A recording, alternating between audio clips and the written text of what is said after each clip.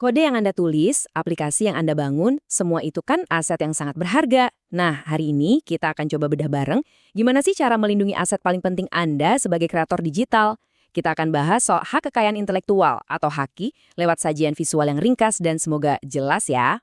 Oke, kita langsung mulai aja dengan pertanyaan yang ya ampun, ini krusial banget. Bayangin deh, Anda udah capek-capek berbulan-bulan, mungkin begadang, buat bikin software yang inovatif. Terus, gimana caranya biar karya Anda itu nggak asal di-copy-paste sama orang lain? Ini dilema nyata yang percaya deh, pasti bakal Anda hadapi sebagai seorang developer. Nah, untuk menjawab tantangan tadi, ini dia peta perjalanan kita hari ini. Kita akan bahas 6 area kunci ini, mulai dari konsep dasar haki, terus apa aja yang dilindungi, sampai ke langkah-langkah praktis buat mendaftarkan karya Anda. Anggap aja ini semacam survival guide buat inovasi digital Anda. Baik, pertama-tama kita lihat dari gambaran besarnya dulu ya. Sebenarnya sistem apa sih yang udah disiapkan untuk melindungi ide dan kreasi digital Anda? Jawabannya adalah haki atau hak kekayaan intelektual. Anggap aja ini kayak perisai hukum buat semua karya Anda. Intinya tuh sederhana banget. Negara mengapresiasi inovasi Anda, dan yang lebih penting lagi, Anda punya hak eksklusif buat dapat keuntungan dari hasil jerih payah Anda sendiri. Nah, ini poin yang penting banget buat dipahami. Haki itu secara umum dibagi dua. Tapi buat Anda sebagai developer atau inovator sistem informasi, fokus utamanya ada di hak cipta. Dan ini dia kuncinya. Beda sama paten yang harus didaftarin, hak cipta itu melindungi karya Anda secara otomatis. Begitu Anda selesai menciptakan sesuatu, detik itu juga perlindungannya langsung aktif, nggak perlu daftar dulu di awal. Oke, sekarang mari kita lebih spesifik lagi. Kalau di bidang sistem informasi, karya-karya apa aja sih yang sebenarnya dilindungi oleh hukum? Entah itu tugas kuliah Anda, proyek pribadi, atau nanti kerjaan profesional. Ternyata, cakupan hukum di Indonesia itu luas banget loh. Undang-undang hak cipta kita secara gamblang dan eksplisit menyebutkan program komputer, video games, bahkan basis data. Artinya apa? Setiap baris kode yang Anda ketik, setiap aplikasi yang Anda rilis, dan setiap basis data yang Anda rancang, itu semua udah punya perisai hukumnya masing-masing. Jadi gini, hak cipta yang Anda punya itu bukan cuma satu hak tunggal. Anggap aja ini kayak satu paket hak yang dibangun di atas dua pilar super penting. Dan kedua pilar itu adalah hak moral dan hak ekonomi. Yuk kita lihat apa bedanya, karena dua hal inilah yang jadi fondasi yang bikin perlindungan karya Anda itu jadi kuat banget. Cara paling gampang buat bedainnya gini, hak moral itu soal nama baik dan reputasi.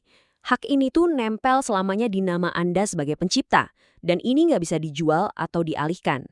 Sementara itu, hak ekonomi, nah ini soal uang. Ini adalah hak Anda buat menjual, menyewakan, atau melisensikan karya Anda. Inilah bagian yang bisa Anda komersialkan. Oke, perlindungannya kedengaran bagus ya. Tapi pertanyaannya, perisai hukum ini berlaku buat berapa lama sih, terutama untuk software yang Anda ciptakan? Mari kita cari tahu. Yap, ini dia angka kuncinya. Untuk sebuah program komputer, undang-undang kita memberikan jangka waktu perlindungan yang luar biasa panjang. Betul sekali, 50 tahun. Jadi, software Anda itu akan dilindungi selama setengah abad penuh, dihitung sejak pertama kali dipublikasikan. Ini jaminan hukum yang kuat banget kan? Memberi Anda waktu yang sangat-sangat panjang untuk bisa menikmati hasil inovasi Anda. Tapi, perlu diingat juga kalau hak cipta itu nggak absolut. Hukum juga menciptakan sebuah keseimbangan. Ada yang namanya batasan penggunaan wajar, atau yang sering disebut juga fair use. Nah, pengecualian-pengecualian ini penting banget biar hak cipta nggak malah menghambat proses belajar dan inovasi. Ini relevan banget buat lingkungan akademis seperti Anda. Jadi misalnya, mengutip sebagian kode untuk dianalisis deskripsi, atau bikin satu salinan backup dari software yang Anda beli secara legal, itu semua masih diizinkan oleh hukum. Sampai sini, Anda sudah tahu hak-hak Anda apa saja. Sekarang pertanyaannya, gimana caranya biar hak-hak itu jadi sekuat mungkin di mata hukum? Ingat ya, poin utamanya, perlindungan itu otomatis. Tapi mendaftarkan karya Anda secara resmi di Direktorat Jenderal Kekayaan Intelektual atau DJKI, itu memberi Anda sesuatu yang krusial banget. Bukti hukum yang solid. Kalau sampai ada sengketa, sertifikat pendaftaran inilah yang jadi senjata utama Anda buat membuktikan kepemilikan. Dan untungnya, prosesnya sekarang udah gampang banget. Semuanya serba online. Jadi, ini bukan sekedar formalitas ya.